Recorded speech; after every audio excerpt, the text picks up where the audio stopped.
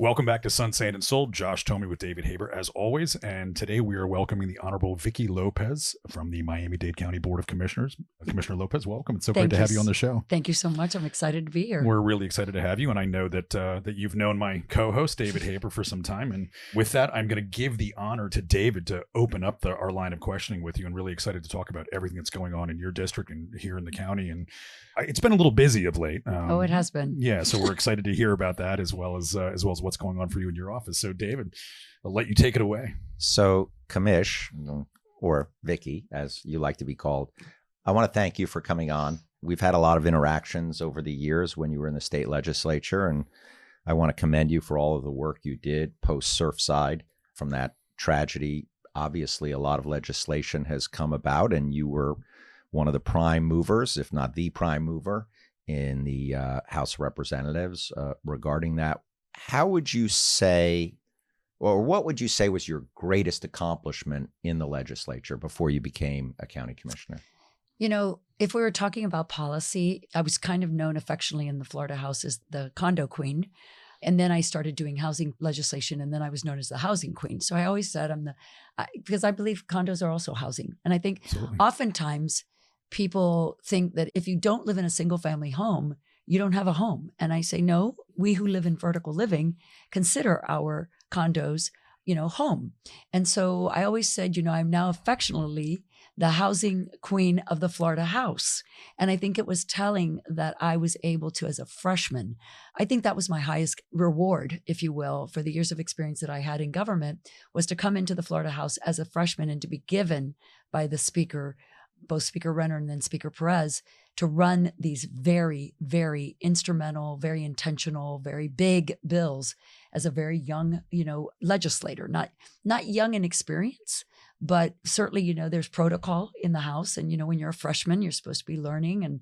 But I already had brought 30 years of experience in the legislature, working as an advocate and working for Governor Bush on public policy. I believe that was my greatest accomplishment, to be able to be that person who was given very important pieces of legislation in the first year of becoming a member of the House. Right. And as our listeners may or may not know, there are millions and millions of people who live in condominiums and or HOAs in the state of Florida. In fact, probably, 6 to 8 million people or more live in condominiums. I believe there's like 1 million or more condominiums in the state of Florida, which is pretty amazing. And growing very quickly. So tell us a little bit about your district that you represent and what it encompasses as compared to your legislative district. Yeah, so there are parts that I retained from my legislative, which would be parts of downtown, all of Brickell, all of the roads, Little Havana, Shenandoah, and Silver Bluff. I also represent now South Beach, everything south of Dade Boulevard, and everything east of Pine Tree, and then up to Collins to 54th. Wow. So I say I have South Beach and parts of Mid Beach. And what I gave up, unfortunately, was Key Biscayne, Coconut Grove, parts of Coconut Grove, and Edgewater. But I'm thrilled to have kept sort of what I consider to be the urban core of Miami, right? And then I'm more thrilled to finally say officially that I represent South Beach, because I did a lot of work in the legislature for them, brought home allocations for them, but now they're officially mine, and I'm really excited about that. Commissioner, what motivated the move from the legislature into commission? You know what? I think, to be very honest with you all, I was already a sophomore in the legislature and in leadership. I was already a budget chair, the only sophomore in the budget suite. And, as far as I was concerned, I was in good shape. I was already beginning to have the ability to have some sort of power in formulating agendas and things like that.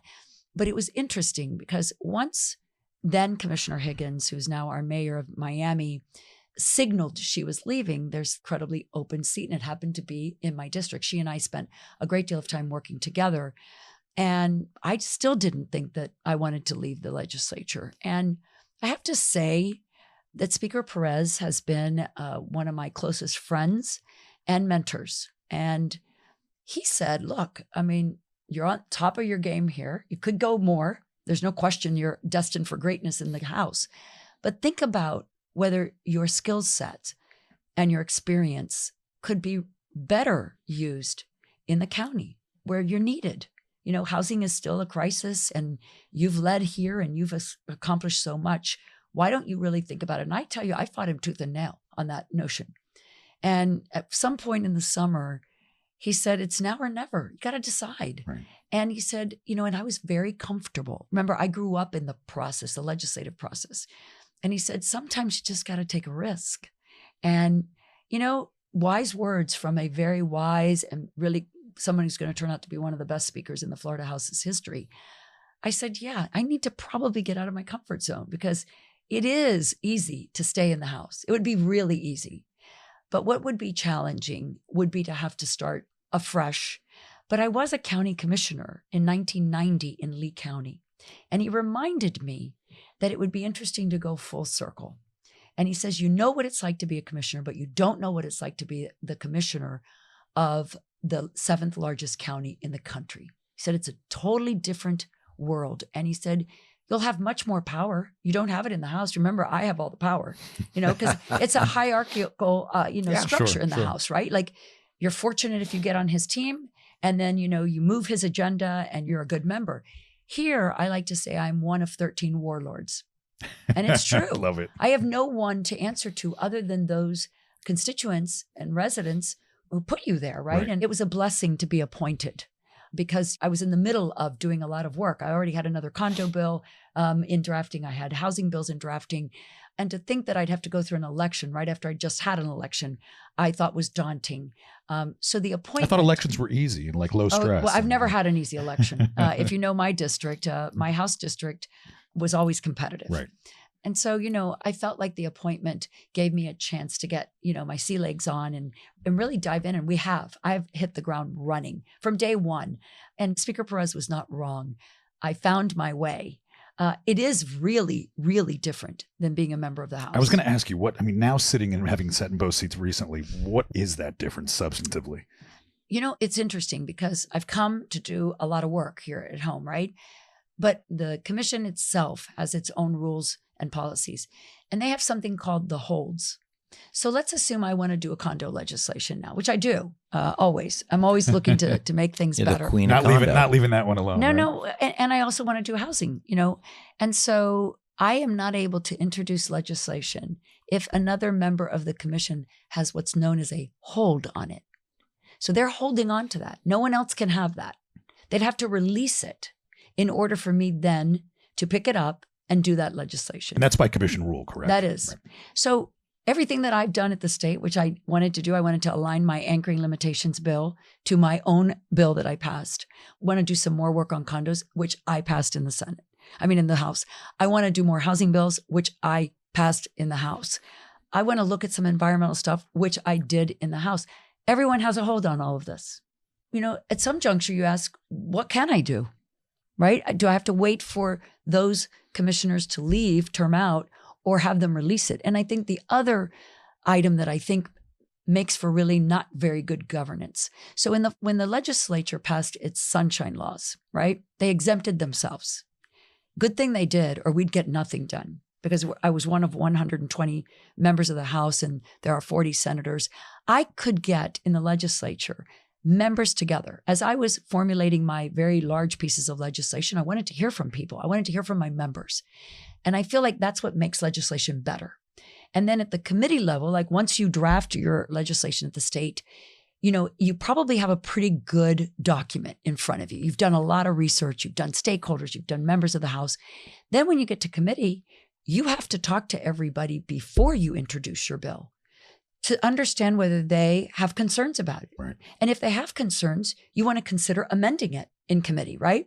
So there's this constant communication going on. That does not exist here.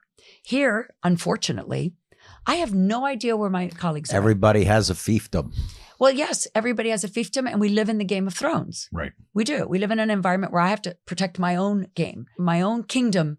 And the good thing is that the thing that I wish we had here at the county, and I think would make for great legislation, is being able to talk to each other. We can't talk to them. Our staffs can't talk to the staffs Right. unless you have a sunshine meeting. And a lot of them don't want to have sunshine meetings. So, in the end, you end up hopefully filing a piece of legislation, and you don't know where your colleagues are on it. And you hope that in the committee structure, they discuss it in great depth and you are able to amend it before it comes to the commission. But there's something about that system that is inefficient, in my opinion. Well, it seems like it would lead to longer county legislative effort because you're not able to have some of those. You can't accelerate things. Right, or have those conversations that are sort of meaningful behind the scenes, and not to say outside of purview, but to say, listen, sometimes you just need to work an issue out. But in the state, they are outside of a public meeting, right? You're calling people together.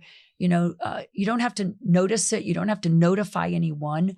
You're literally checking with another member to see what's going on in your community, right? Like, how does this particular provision in my bill impact you negatively or positively? And oftentimes, for instance, in my housing bill, another member from St. Petersburg brought me a great idea that I had not thought of. And I was able to say, well, we should use religious lands as part of the affordable housing inventory. So it was because someone else from another party, even because, we're nonpartisan on the commission, but I was always reaching across the aisle. If you've got a good idea, bring it. And so, she and I were able to really work through what that meant. And we worked with staff. So by the time the bill got to committee in its first committee, people were like, wow, what a great idea. Right. Well refined as opposed to revealing it for the first time to your other commission members. And I have to imagine it also probably leads to at least the optics of more controversy because you have your other commission members who are having to respond to it in real time as opposed to having had those lunchtime conversations, those out of committee conversations. Right. Yeah, that makes a lot of sense. Let me ask you a question about your priorities as commissioner. Your district, both south of 5th, Brickell, downtown, traffic, infrastructure. What traffic? Flooding. And of course, the people that live in those areas of your district require services of people who can't afford to live in that district. So you have workforce housing issues. Those are 4 big issues that affect real estate in South Florida. How do you choose between priorities? There's only a certain amount of money available. What in your mind is the best way to deal with the influx of wealthy people, the impact on workforce people, the traffic all over the county and all over South Florida, as well as, rising tides from king tides and the like? I mean, I live right there. I live right next to Dade Boulevard, and I could tell you, traffic on Alton Road is insane, and same on Brickell, same trying to get to I-95 from downtown. So what are your priorities and how do you see navigating them? Yeah, well, that's a complicated question. And there was like 13 questions. That's why I asked it. It was complicated from this perspective, right? So my shirt. It's complicated. Well, that is definitely complicated true. Shirt, complicated man. Yes, we'll leave it complicated to you, questions. Exactly. So the only unincorporated area of my district is Fisher Island, right? And believe it or not, they have issues. And I am the only person that they can come to. They have issues? Yes, they do. Because I'm going to tell you, issues are relative. Yeah, like getting off the island, getting on the island. No, they're waste management. No, they're building a super yacht marina, and they needed some help there. They've got a golf course that needed repairing. Look, so I am the only person they can call, right? Right. The other parts of my district, which is obviously the most, practically all of it, is governed by 2 municipalities, the city of Miami Beach and the city of Miami. So you ask, how am I going to attack some of these issues that you said? So if I had a lot of unincorporated, like many of my colleagues do have, they've got a lot of work to do there. I, on the other hand, have to build, and thankfully I have great relationships with the commissioners and the mayors of both of those municipalities. So you have to work with the municipalities because you mainly have incorporated cities. I do. So you have to create a partnership in essence with them. I do. So for instance, and I'll tell you they're both different. In the city of Miami, we have 5 districts. I am meeting with each of those commissioners and their teams with me and my team to discuss ways in which I can be helpful. And that means, look, if a constituent calls me, a shared constituent calls me, quite frankly, I don't care if I have jurisdiction over that problem or not. We have to address that constituent. So we say, okay, look, we'll find out if it's the county. And if it's not, we're going to transfer it over to your city commissioner. We'll work with them to make sure it gets done. because that's how I've always done it, right? Because I had the city of Miami and the village of Key Biscayne in my state district. And so that is how I've always operated. It should not be this is us versus them. It should be a we. So we've already begun to do that with all of the commissioners. On Miami Beach, it's a little different. They don't run in districts. Right. So if I'm doing something, I have to have all 7 of them and the mayor there, right? But that's okay too, because it's just a different governmental structure and we understand it. And so we say we will keep all of you abreast of what we're doing. Do you think that your 30-year history in legislative, policy making helped you to gain this perspective of collaboration and doing things as a we rather than as an I? Yes, I'm old school. I don't care what party you are. I don't care what part of town you're from. Every voice matters in my book. And that is why I build coalitions. Like I had what we would call a condo group. I had a housing group. And everyone should be at the table. And I don't know if it's so much my experience. Yes, I do believe that that's how I get things done. And I've learned the process over the years about how to get things done, right? I mean, I was known as a freshman and a sophomore legislator. I was voted by Florida politics as one of the most effective legislators. And I credit that to doing the work beforehand, right? You got to work hard. That's the one thing I have learned. You got to work hard. And listen, I was the hardest working member of the Florida House. I'll be the hardest working member of the commission because I can and will do it. I think mostly, though, it's about me. This is how I treat people. I'm genuinely interested in everyone's story. I want to know what I can do to help. I'm not here. I was already someone when I was elected, both to the State House and now to the commission. That's a song somewhere. I was already someone. I was. I'm not trying to. I'm telling you, I'm doing making a this song to be out of that. anybody, right? I'm in the sort of winter of life now, and I want to close out my career knowing that I've spent a career trying to make a difference. I don't know where that puts you in your life, but it's trust me, I am in the deep freeze of winter. He's in the depths, the winter of our discontent. Right. So, Commissioner, I'm curious now in talking about the work itself. What do you feel like you've carried from your legislative work at the state level into the county? What do you still feel like you are? Obviously, we know condo and housing. Do you feel like that's still at the center of your work that you've carried forward? It appears to be.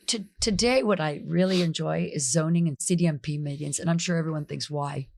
Because that's where I see my legislation play out. It's really wild. Like, if you've been doing real estate type transactions and real estate legislation, the legislation is only the beginning. It has to be implemented. Right. And then you see the fruits of your labor. And that's why zoning and CDMP meetings for me are very interesting. I also see how misinterpreted some of my legislation is, to be honest with you. What would you say what's included in that? Here's a good example. We had a project come before us for rezoning, and the community was up in arms saying, they're going to put a Live Local project here. They're going to put a Live Local project here. Somehow Live Local has been demonized as opposed to recognizing that it is now providing a lot of affordable housing. Right. But all right, let's just say it was. And I remember sitting there, it was my first zoning and maybe my second one. And I looked at the plans and I said, no, can never be Live Local. Because who knows her bill better than anyone on that day is? Right. Me. So I said, no, but it is, the piece of property is contiguous on both sides of a residential community, and we have exempted that. And yet, no one said anything on the dais. The county attorneys didn't say anything, and we rejected the developer's plan because of fear that somehow what we had heard from the community was it's going to be a Live Local project. Right. And I can see why, because it's complex legislation. And you can't be an expert in everything. And of course, remember, I know that better than anyone. There are hundreds of pieces of legislation moving in the House that I cannot get really into the details. I can get an overview, and I can certainly talk to the member about their issue. But so I see that, and I think housing is very important. It's still the most important thing that is happening in our state and predominantly in Miami-Dade. We had about 65,000 units deficit. Last year, I now have 80,000. I'm not able to catch up. You're not getting catching ground up. yet. No, on the contrary. And as the government's and the circumstances change globally and even throughout our country, we see more and more people arriving, right? And so naturally, I'm never going to get ahead unless we address this. So it is a crisis. So let me ask you about your interactions with the private sector. We talk a lot with government officials here about public-private partnerships.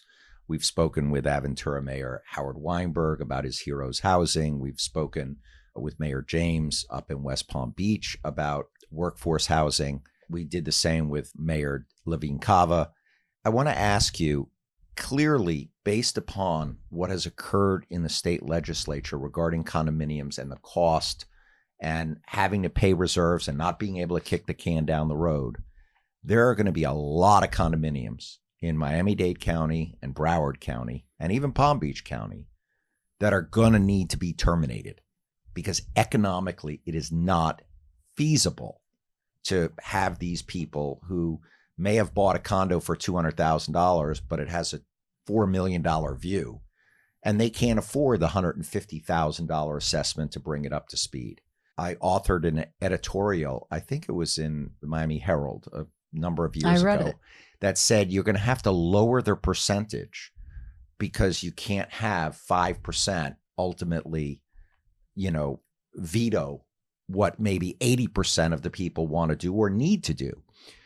How do you believe the public-private partnerships are going to work on these terminated condos? And what do you think we can do to create, as part of these high rises, more workforce housing? We spoke to Mayor Levine Cava about Metro Rail and creating, and she said people are demonizing Live Local, but if you look around Bird Road and those high rises that are going up around the station, that's creating, in essence, little economic communities.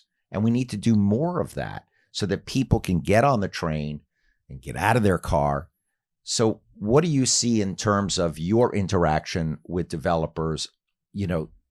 Some people think developers are evil, but the reality is government needs development and it needs developers to work with them. So how do you deal with that? So I have always worked with developers because I'm trying to incentivize them to do workforce housing, right? So, anyone who thinks that developers are just going to put up housing for the good of the order, are living in a very false world.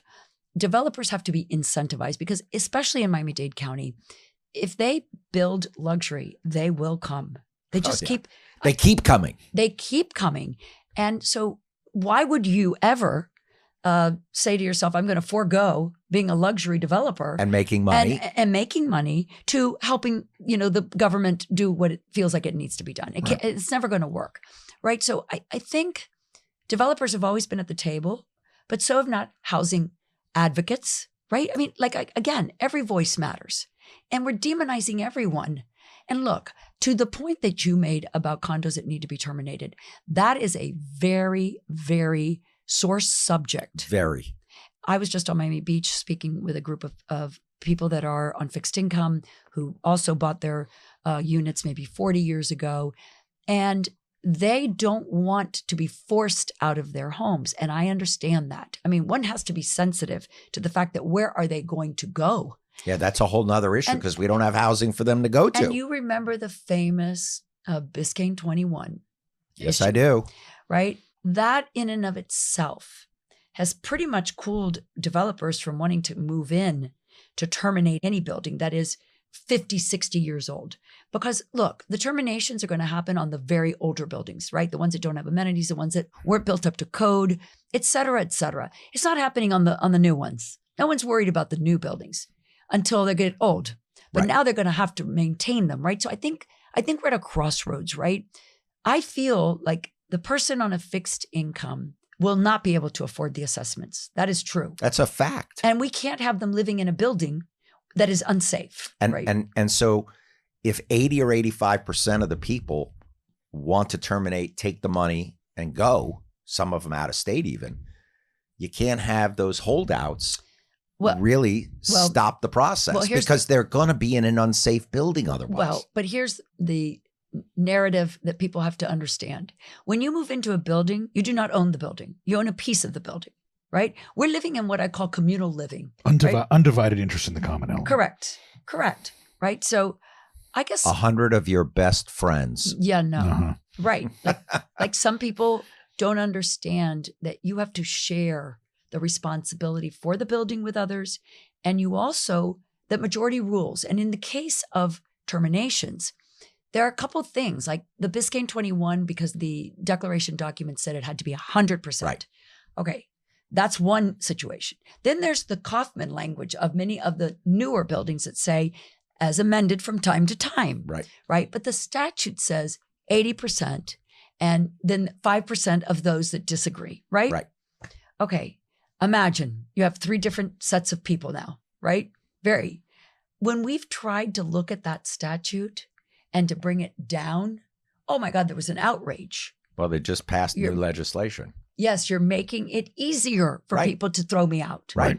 And You mean on the Kaufman language? No, on the new 80% statute. and the 55%, right. you know, what you want.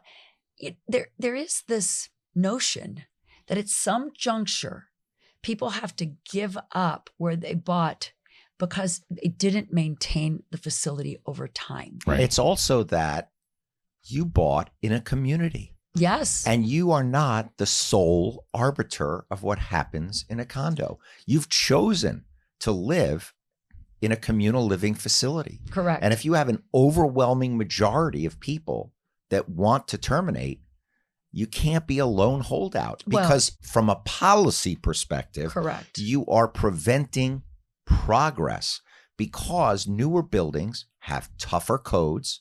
They're more resilient to hurricanes. They create a better tax base. They're safer. And the reality is economics and the capitalist system are at work in very strongly in the condominium termination context. Yes. That is a textbook for capitalism. No, it is. But you see, here's the problem that I see with condo terminations. So if Biscayne 21 had continued, it was going to put super luxury. Sure. So what people had as affordable, because it was affordable to live at Biscayne 21. Yeah, sure, because they didn't pay for the upkeep for 40 years. Well, they would say on balance. They would say they did. The question is, does a building finally reach its useful life? That's the question that I always ask. That's a great question. And I think the answer is yes. Well, the SERS legislation actually tested that, right? I mean, I Correct. remember the early conversations we were having with structural engineers is for the first time we were sitting around a table contemplating, is there an expiration date on this building? There is. By code, it's 80 years. Correct. The structure is meant to live for 80 years, not 100, not 120, and you have to upkeep it in order for it to last 80 years. Correct. And a lot of these buildings, we talk about the older ones, that are in a 50 and 60-year certification, they were never kept up. So while it should have lasted 80 years, the only way it would last 80 years is if you spent more money than the unit is worth. Well, and remember that when you're doing condo legislation across the state, only Miami-Dade and Broward were doing recertifications. Right. This is a new concept. And let me tell you where we noticed where there was structural damage. It was along the corridor, the eastern corridor, like from Daytona Beach, when in the early 70s, when everybody built these condos and all the retirees were coming down. I mean, there were no recertifications in that county. And so we don't even know what the conditions of those buildings were. Huge concrete monolithic structures with huge parking decks and pools. And we have a very corrosive salt sea air environment. And if they are not properly painted, waterproofed, don't deal with spalling, you end up with disasters. Well, and what I discovered too in my work was, even though we were doing it at 40 and Surfside collapse or Champlain Towers collapses around 38, the legislature said 30. I got news for everybody. If you don't mandate this concrete restoration, which is having to be replaced between 15 and 17 years, I don't know that 30 is even the appropriate number. It's well, not. we're already seeing it, and I mean we've seen it in the Brickell corridor. We've seen some very controversial cases. Our firm represents a lot of condominiums that literally are 10 to 15 years old. They just finished after 3 to 5 years their Chapter 558. They get their money. They do some repairs.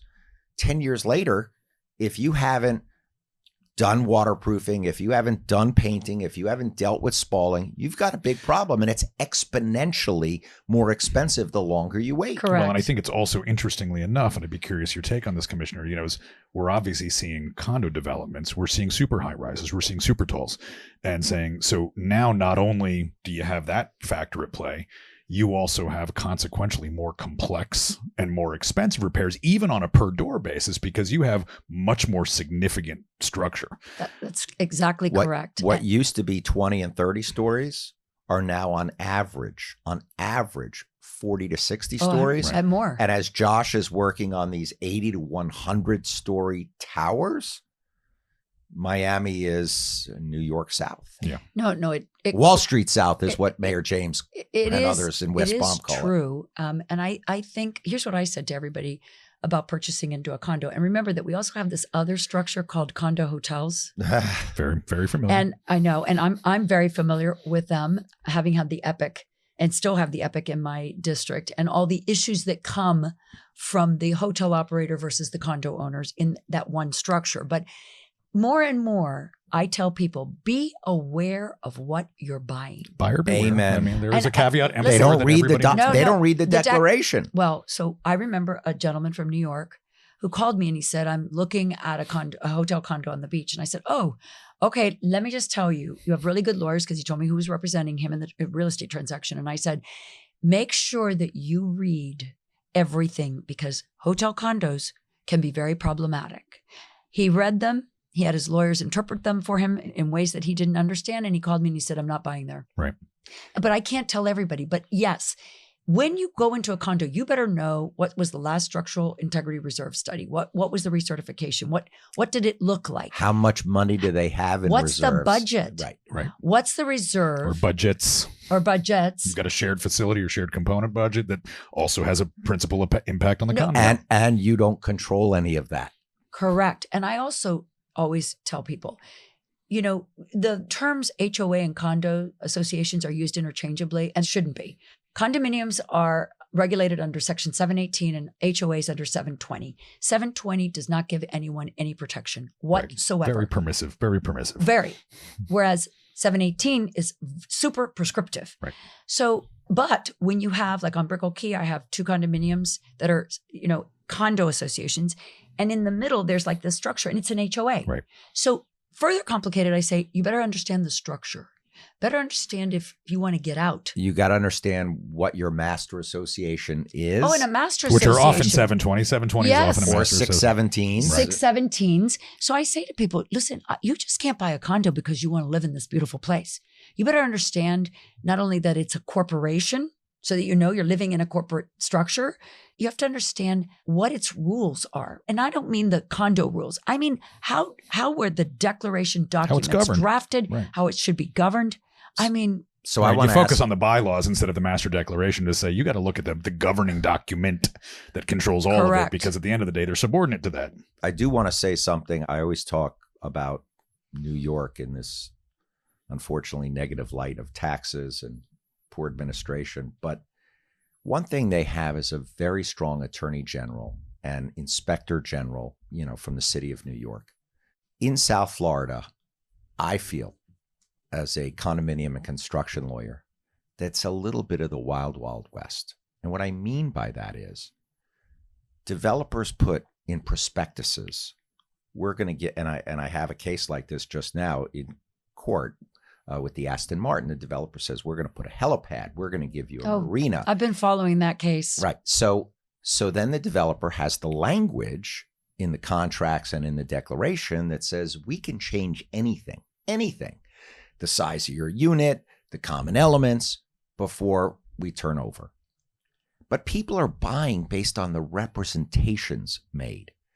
And I feel like somebody needs to change the laws on representations by a condo developer in the prospectus. I know there's the Florida Unfair and Deceptive Trade Practices Act, but it's hard to prove. It has negative consequences with attorney's fees against the people suing if they lose. But, there's a lot of bait and switch going on. Yeah. Especially with these luxury high rises. They promise the moon and then they deliver an asteroid. So my question to you is, what do you think the county, or if the county should not be doing it, can do to protect residents buying in condominiums? Because we all know you could read the documents, and the documents say we could do whatever we want. But should developers be allowed to bait and switch? So I don't know if the county has jurisdiction over that, right? So I guess the first thing I would do is, meet with the county attorney's office and say, okay, look, we've got these bait and switch, and getting worse. And listen, let me tell you something. The Florida Legislature is always known as the Wild, Wild West. Really. People say once you cross that county line, you're in no man's land, right? But I do believe that first you have to figure out what kind of jurisdiction does the county have to regulate that. And then if it doesn't have any, then you have to go to the state. And I always say, gosh, I would handle that problem if I were at the state, right? Because a lot of people say we miss you so much, because I was massively trying to address lots of issues and unafraid. I mean, I'm just fearless when it comes to solving a problem. And so then I have to use— fearless queen. I am. Okay. Esther, I would Love say. Esther. Me too. Just had Purim. Yes, we Esther, did. Esther saved the Jews. She sure did. Amen, Single-handedly, Esther. I might add. Yeah. Well, it takes a woman. It did in her case. Yeah. She gave Ruth a run for her money. Yeah. But at any rate— God, she knows the Bible too. I studied Will you it. stop pandering for like 1 minute, please? She's my commish friend. Yes. So anyway, I'm grateful that one of the advantages that I have is that I established myself in the legislature as a credible, hardworking, smart legislator. I have great relationships there. And I feel like in the years to come, through at least the next 6, if not 8 years, I will be able to work very closely with the legislature on items that I may not have jurisdiction with, but that they need to have it brought to their attention. Well, I would like you to help me with that one. I was going to ask you that in terms of it, seeing yourself potentially as a bridge, because I have to imagine there's a gravitas that you carry sitting in the commission meetings in terms of both your experience and your areas of focus that sort of says, listen, she is the resident subject matter expert in this and carries a whole lot of clout, both statewide and locally. And in that, I want to turn that into a question. What is next in terms of that legislative effort, particularly around condos? Because clearly you've got the mindset. The work isn't done yet. I mean, there's still a lot going on. What is the next step in this? If I had stayed in the legislature and I met with my good friend, Senator Bradley, who'd always been from day one, my partner. But I think there was condo fatigue, to be honest with you.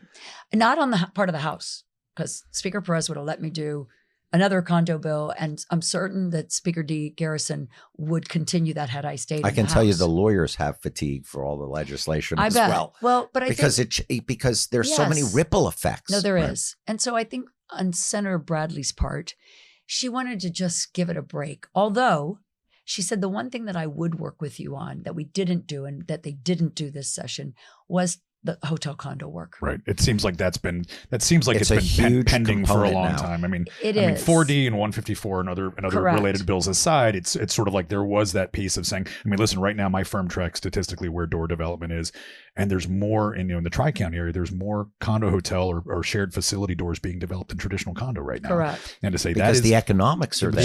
The economics are there. It's all about the economics. And listen, putting the buyer beware aside, that obviously there's a lot going for it in depending on how you look at it. But I'd be curious, do you think that is that the most consequential next piece just because of the 100%. prevalence of its development? I think because of that, and because we tried to do a fix the year before this year, and it caused more confusion.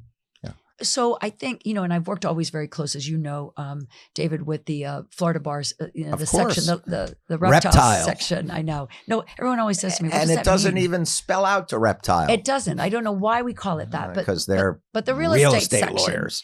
My point is that I think that because we needed to fix the language that we put in that caused confusion, and then the plethora of, development of these, it has to be next.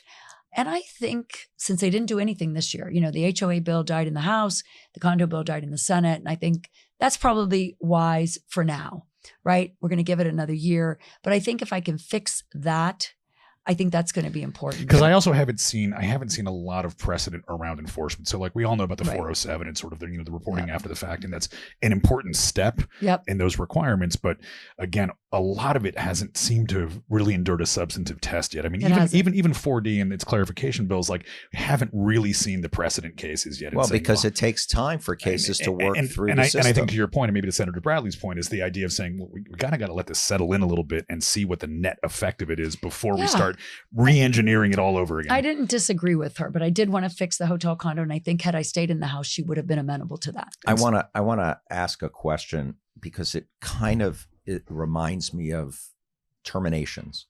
Hotel condos and terminations have one thing in common, and that's people with differing interests in the same place. And there's no way around it. You have those small group that wants to stay in a condo and the majority may want to leave. And that is just, it's a Tension. pure tension. Yeah. On hotel condo, it's also pure tension. You have people living there full time and they want peace and quiet.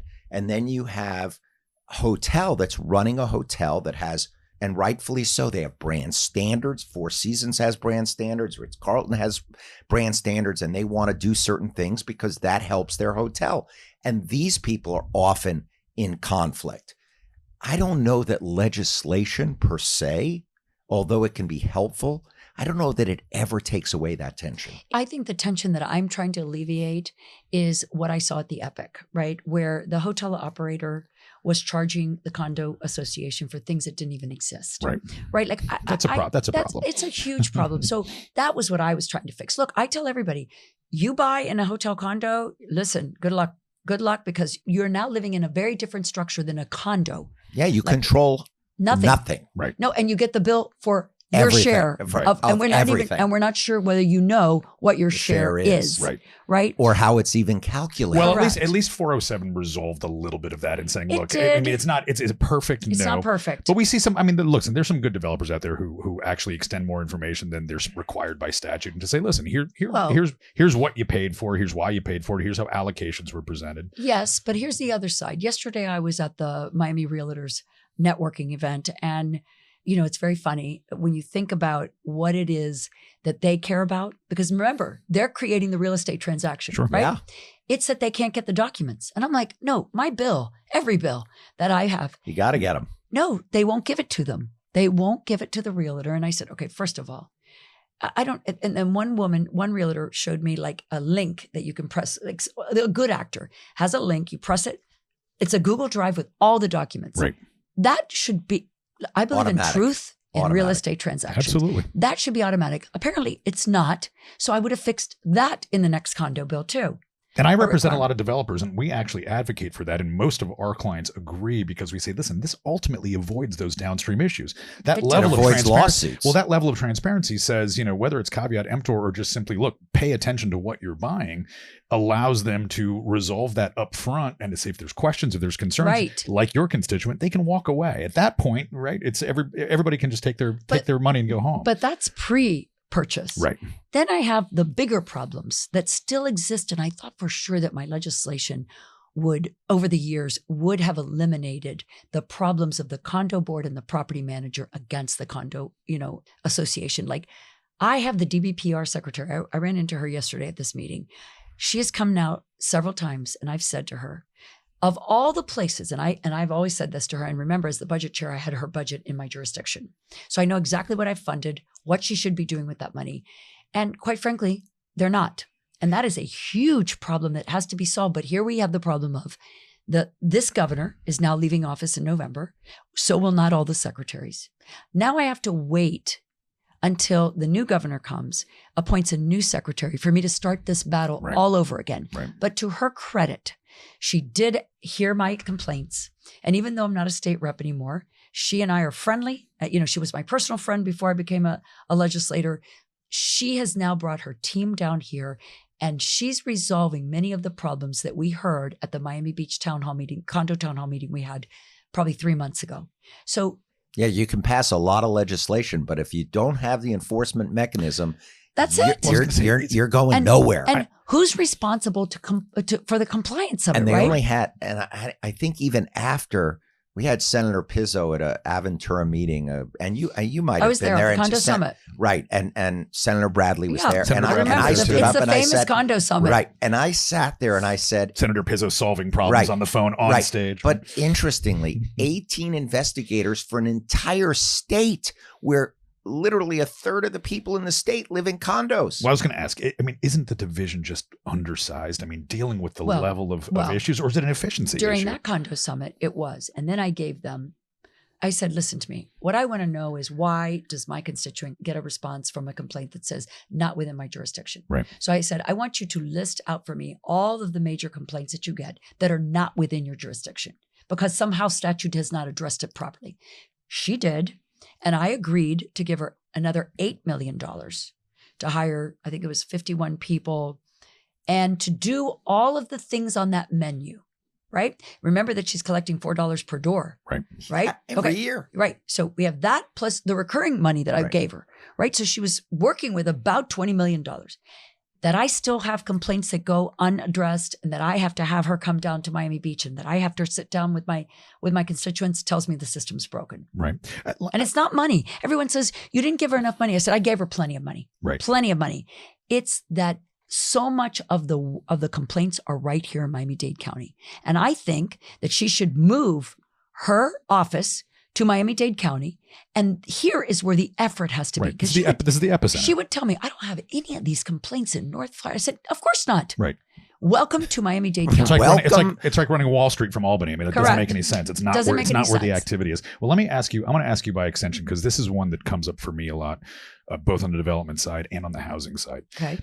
So much of Miami and Miami-Dade's rental housing has been housed within condos. The multifamily market here is relatively undersized for the size of the market. And there's all kinds of reasons for that historically.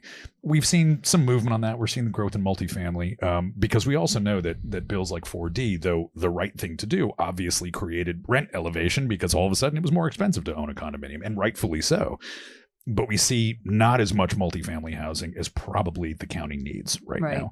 What's your position on that? I mean, obviously you focused so much on condominium and for all the right reasons. Where does the rental market come into this? You know, I think that it's got to be what we're seeing some affordable housing developers doing. It's, again, public-private partnerships. We have county land currently. Michael Wall is a perfect example. A wonderful friend of mine. Like a good friend of mine as well. He's in it for all the right reasons.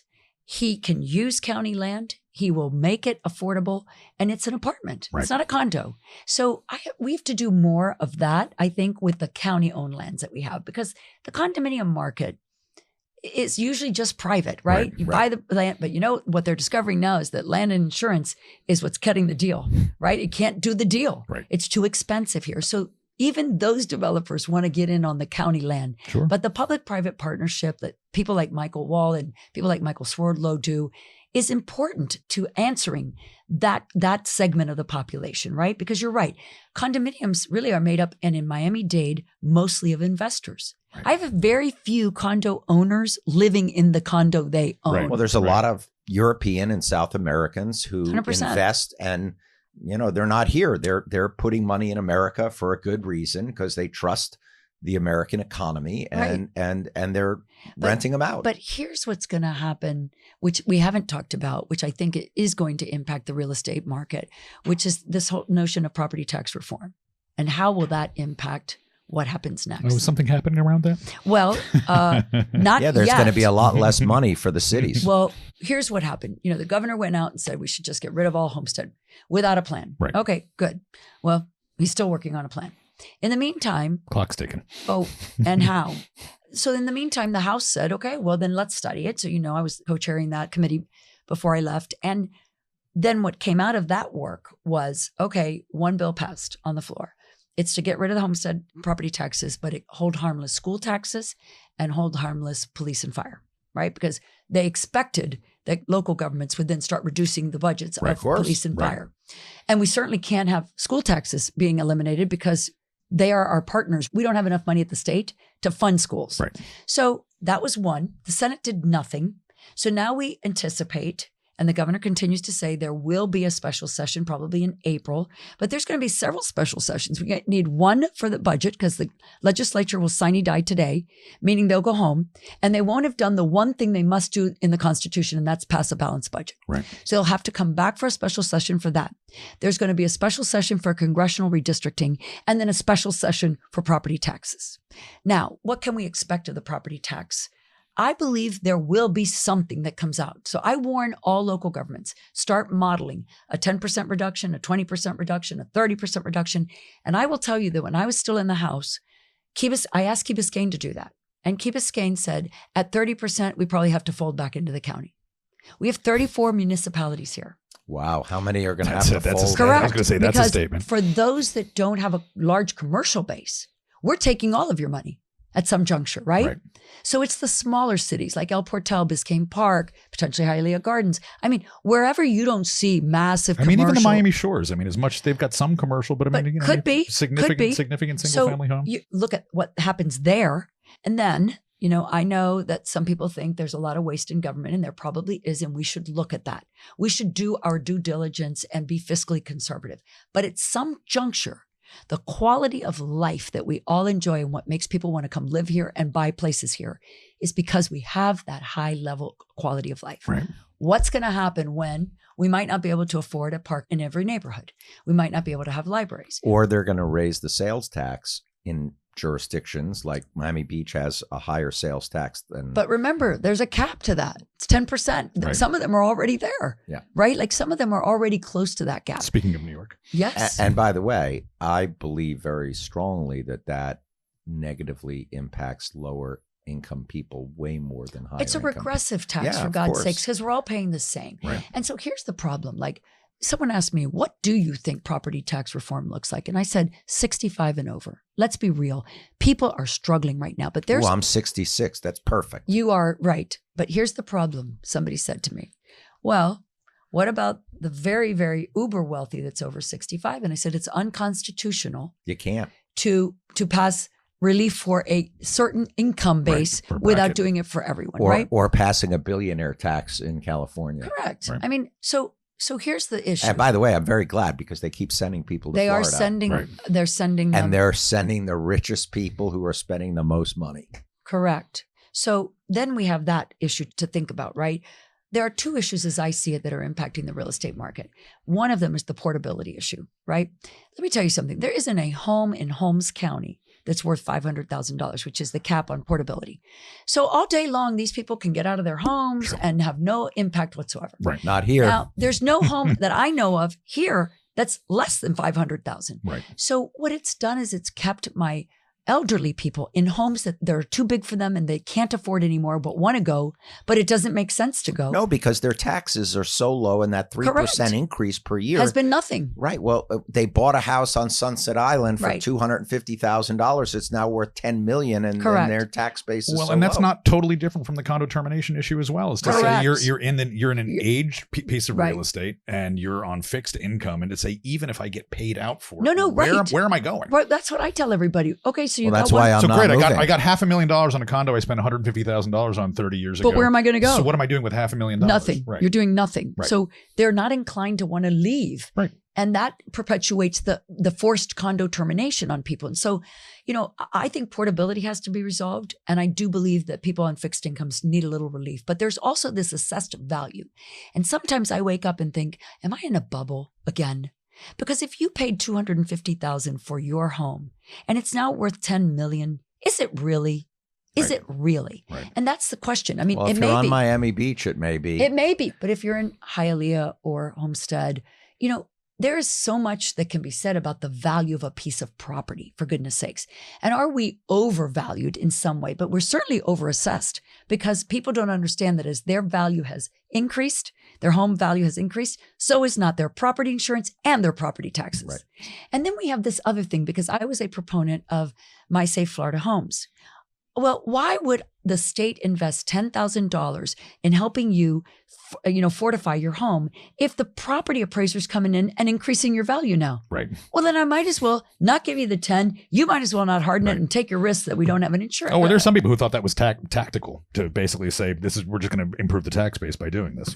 I have a question that goes to a whole different. I'm going somewhere else. I'm throwing the curveball. He's going to where his shirt's made. Go ahead. You finally did it. We do this a lot. You finally did it. You He did it. He did it. Me. I'm still trying to figure out what's going on there. I don't know what it is. And the longer I look at it, the dizzier I get. So I'm just sort of like blocking it out. I have no choice. And I love green. You can look at me, Josh. I have to look at him. It is. Yours is lovely. And not that you're not lovely. Okay. But it's just, go ahead. All right. So I have 2 sons. They're both professionals. Uh-huh. I want them to live close. I hear this from a lot of my friends. They can't afford to help their children buy houses in Miami-Dade County because the average home is so expensive. And if you go to Miami Beach, you're talking about millions of dollars for a home. Even anywhere else, it's $600,000, $700,000, $800,000 for a home. Yep. Young people, which is the lifeblood of the future of our community, can't afford to live here. Yes, we have a brain drain. They're leaving. How do we deal with that? No, listen, like I said to everybody, do we create a program for first-time home buyers? We have that. Well, that exists. We talked to Blue Nest about that. Yeah, no, exactly, Blue Nest. He was He's on. amazing. He's amazing. And let me just say this: model. When people talk about housing and who can and cannot afford housing, I say everybody. Right. Everybody, other than the uber wealthy. Right. And, I was on a real estate panel for the Miami Beach Chamber a week ago. And sitting next to me was Ivan, a, very high net worth real estate advisor. And he's talking over there about how only 5% of the real estate transactions that he's handling now are financed. That means everything else is cash. That's crazy. But wait, he's telling me that they're paying $50 million. So I say, okay, I can't be talking about that's not the average real estate. No. And I said to him, okay. Well, they're on Star Island and Indian Creek. Well, and I said to him, look, your people aren't worried about any of the things that I'm worried about for my people.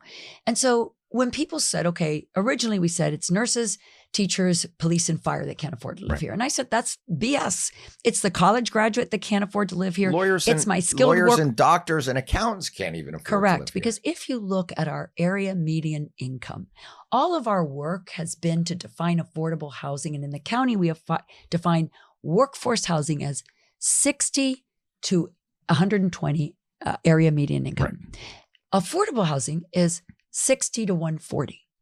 Okay, guess what? If anyone's looked at the area median income wages on the little table there for one person, and you look one person at 80%, none of the people that need to work here can afford that because they're not getting paid that. Right. And so I don't know what the solution is other than more inventory.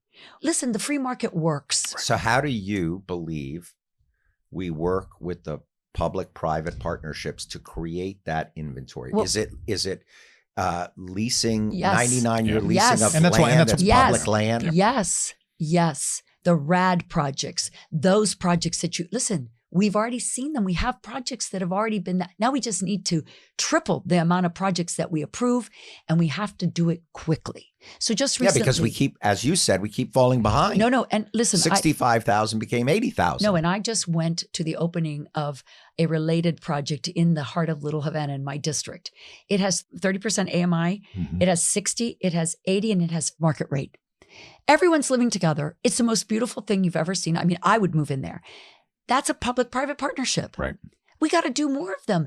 We have developers that know how to do this. We just simply have to look at our county and look at where our inventory is, and we have to do things fast. That particular project got permitted in 107 days. That's amazing. It's that's unheard incredible. of. Why? Because it was in the RTZ. Right. Which is mostly about what comes for zoning and CDMP in my district is RTZ projects. It's very funny because I go down to the Keys to Ocean Reef Club.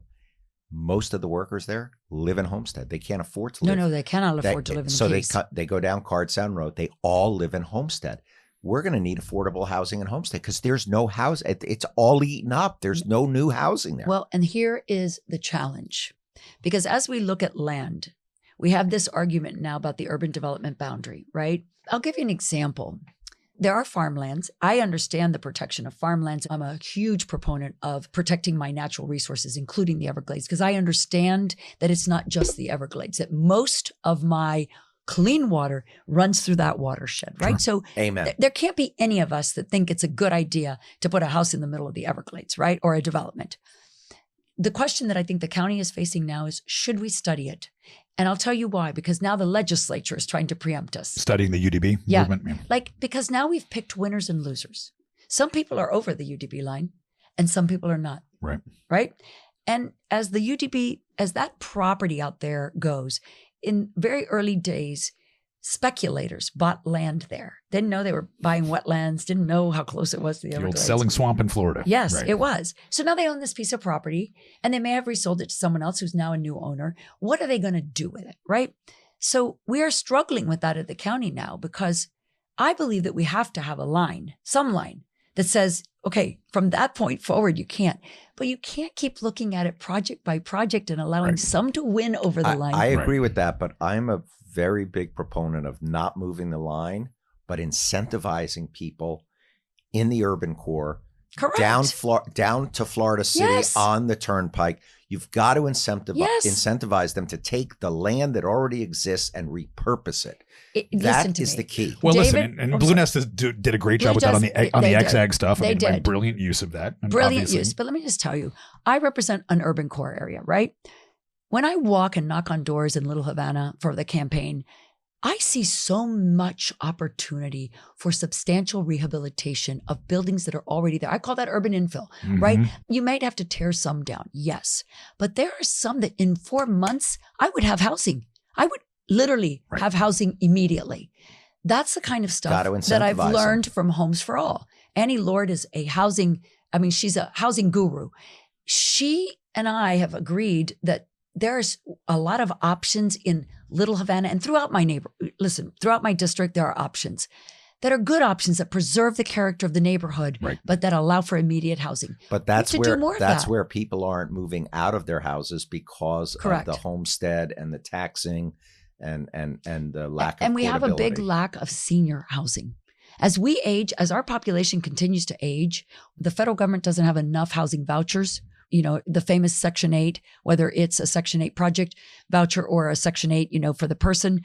Look, all I can say is that there are problems everywhere. And that's why when someone says to me, no one can afford to live here, I said, that's right. No one. Right. From the elderly to the student to the nurse, no one. If we don't get serious right now, and I want to tell you that I'm meeting with county staff, and Mayor Living-Cava does understand this crisis. She does. We talked to her a lot about it on the show. I watched her interview with you. She gets it. You were one of the few. No. Okay. Well, remember, I have an interest in all of this.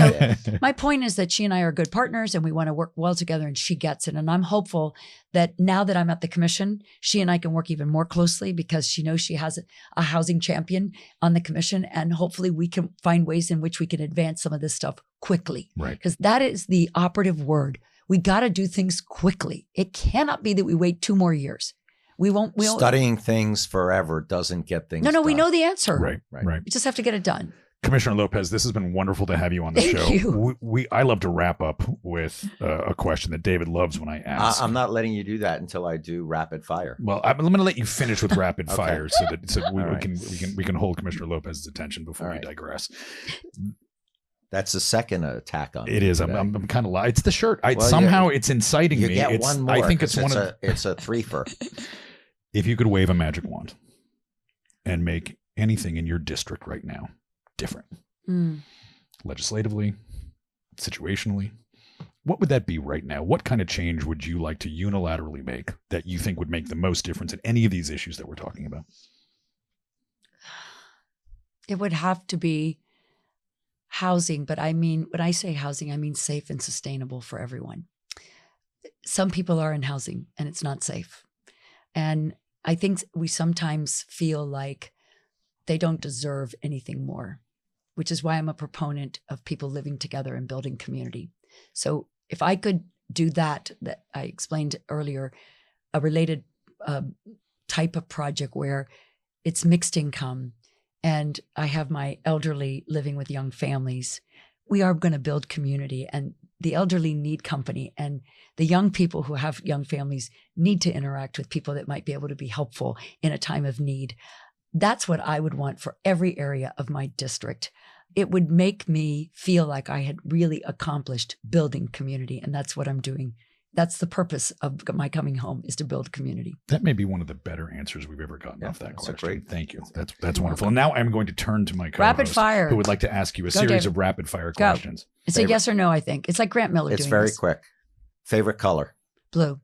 Favorite shoe? High heels. Yeah, but a name. He needs a brand. Oh, Sam Edelman. I own 100 pairs. Favorite type of food? Oh, you got me on that one. I like all foods. I would say Italian. And I'm going to push you on that one. Favorite restaurant right now? If you had to go right this second. Claudia. It's very Wonderful. simple. It's my neighborhood restaurant. I can walk to it. We love it. I love it. We love it. And with that, Commissioner Lopez, it's been such a pleasure to have you on the My show. goodness, I haven't so enjoyed this. Thank you so much for the opportunity to be able And I to wanted share. to say thank you for your service. Likewise. Not just in the state, in the county, the work you did before that. Not everybody is willing or able and capable of doing public service, and you are a blessing to our community. So thank you. Thank you, David. Thank you, Josh. Thank you. The Honorable Vicki Lopez here on Sun, Sand, and Sold. I'm Josh Tomey with David Haber. We'll be right back.